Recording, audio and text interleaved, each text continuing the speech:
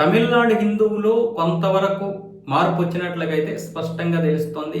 గత 2024లో కూడా అన్నామలై హయాంలో ఇంచుమించు ఒక 10% ఓట్లు అయితే రావడం జరిగింది. సీట్లు రాలేదు కానీ ఓట్ల శాతం అయితే వచ్చింది. అందుకే బీజేపీని చూసి డిఎంకే భయపడుతోంది. ఏం ప్లాన్ చేస్తున్నారో తెలియదు. ఓట్ల శాతం 10% పార్లమెంట్కే వచ్చాయంటే రేపు సార్వత్రిక ఎన్నికలు కూడా రావచ్చని అప్పటి నుంచే భయపడుతుంది. ఇప్పుడు రేపు రాబోయే ఎన్నికల కోసం బీజేపీ ప్లాన్ చేసినటువంటి ఏ ప్లాన్ కూడా అర్థం కావడం లేదు. ఇప్పుడు మదురైలో ఉన్నటువంటి తిరుప్పరకుండ్రం కొండపైన అక్కడ దీపస్తంభంపై దీపం వెలిగించుకోవాలని మద్రాస్ హైకోర్టు ఆదేశాలు ఇచ్చింది. ఈ మధ్య దానికి వ్యతిరేకంగా డిఎంకే పిటిషన్ దాఖలు చేస్తే రామరవికుమార్ అనే వ్యక్తి దానికోసం పోరాడితే ఆయన వెనక ఎంతో మంది హిందువులు సపోర్ట్గా నిలిచారు. అది డిఎంకే ఊహించకపోవచ్చు.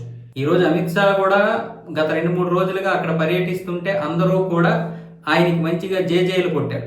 జనం ఏమనుకుంటారంటే చాలా మంది నాయకుడిని చూడడానికి వస్తుంటారులే అనుకుంటారు. కానీ వాస్తవంగా నార్త్ నుంచి ఎవరు వచ్చినా సరే తమిళ ప్రజలు పెద్దగా రారు. కానీ ఈసారి అమిత్ షాకి చాలా సపోర్ట్ గా చాలా మంది వచ్చారు, మామూలు సాధారణ ప్రజలు.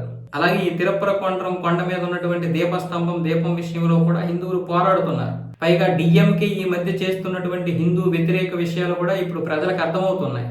ఎక్కడికక్కడ హిందుత్వాన్ని నాశనం చేస్తాం, నిర్మూలిస్తాం, డెంగ్యూ మలేరియా అని ప్రకటించడం, అలాగే కొన్ని లక్షల ఎకరాలు దేవాలయాల భూములు వీళ్ళు లాక్కోవడం, ఇవన్నీ కూడా అక్కడ హిందువులు గమనిస్తున్నారు. ఈ గమనించడం అనేది గత కొంతకాలంగా మనకి స్పష్టంగా అయితే తెలుస్తుంది. పూర్తిగా మార్పు రాకపోయినా ఎంతో కొంత మార్పు అయితే వచ్చింది. అయితే ఇప్పుడు విజయ్ పార్టీ పెట్టడం అనేది ఒక విధంగా ప్లస్, ఒక విధంగా మైనస్.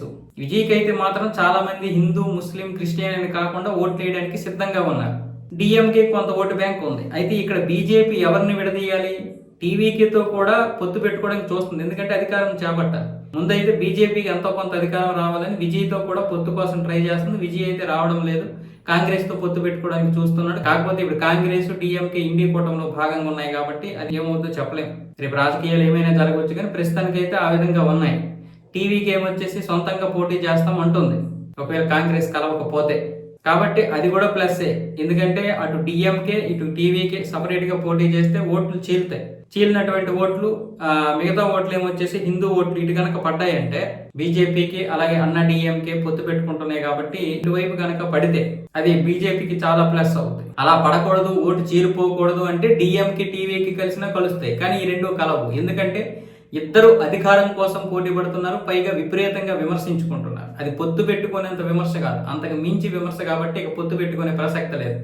ఏదేమైనా సరే ఇప్పుడు బీజేపీకి ఒక విధంగా ప్లస్సే టీవీకి రావడం వల్ల.